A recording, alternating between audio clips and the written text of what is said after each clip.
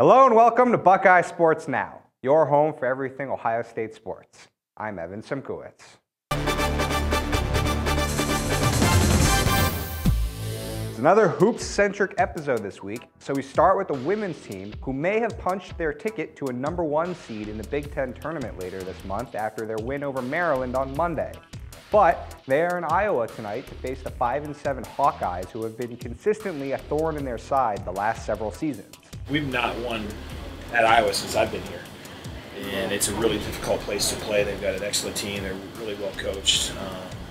They're a really dangerous team. They can shoot the ball so well, and so that's all we talked about after Maryland. Is like, hey, enjoy this win tonight, but we got to quickly turn the page because we have a very challenging situation in Iowa City awaiting us.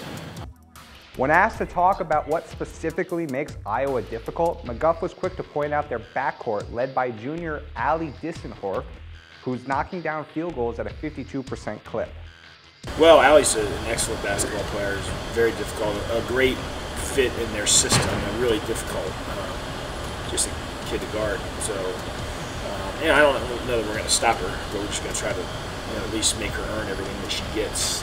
Perhaps most impressive is that while the team sits at the top of their conference and is becoming the talk of Columbus, McGuff does not believe they have played their best basketball yet this season. Obviously we were excited about the win against Maryland, but it's still early February. We have a long way to go. We're still inconsistent, especially on the defensive end with our rebounding. So a lot to work on. So that's where we kind of just try to keep our focus and not on anything other than that. And over to the other side of the spectrum. The men's team scratched out a 71-63 win over Northwestern on Tuesday night to move to 7-5 in the Big Ten. While they trailed at the half, OSU made 16 of their 17 free throw attempts in the second half to ice the game.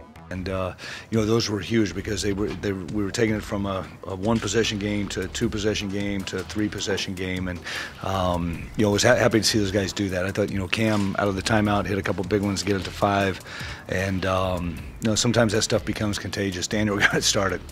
As the season begins to wind down, but with some of the biggest matchups of the season still ahead, the conversation has moved to what OSU's reasonable expectations are for the Big Ten tournament.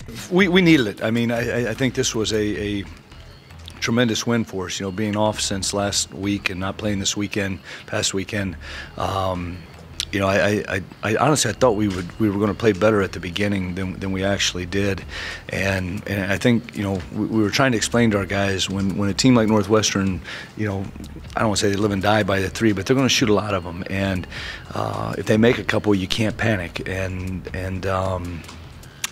give them credit. I mean, they kept fighting. They hit some really tough shots on us, but I think we finally settled down a little bit and got back to playing how we needed to play. The men's team will travel to Jersey this weekend for another go at Rutgers, who remains winless in conference.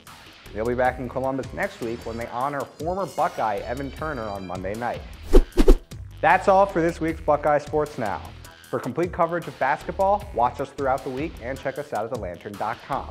Also, don't forget to like us on Facebook and follow us on Twitter and Instagram. And until next time, thanks for watching.